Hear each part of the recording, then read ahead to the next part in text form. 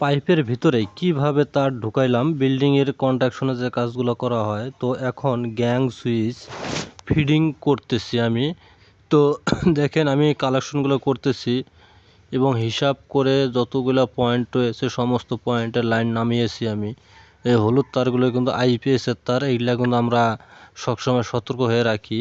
এবং লাল তার যেগুলো আছে সেগুলো কিন্তু আসলে বাল্বের এবং ফ্যানের ফেজ তার হবে এটা। তো এইভাবে কিন্তু আমরা সবসময় কাজগুলো করি। আগে তারগুলো আমরা যখন ঢুকাই তখন পাইপের ভিতরে অবশ্যই স্প্রিং ব্যবহার করি। এখন অনেকেই অনেক ধরনের জিআই তার ব্যবহার করে, কিন্তু আমি স্প্রিং ব্যবহার করি।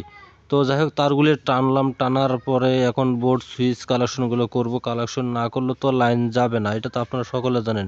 তো যে গিট দেওয়ার তারটা এটা কিন্তু ফেস, এবং যে বাকি যে তারগুলো রয়েছে সে তারগুলো দিয়ে কিন্তু আমি কালেকশন করতেছি। প্রত্যেকটা সুইচের মধ্যে আমি লাইনগুলো দিচ্ছি। তো এইভাবে আপনারা দেখুন যে এইভাবে দক্ষ হাতে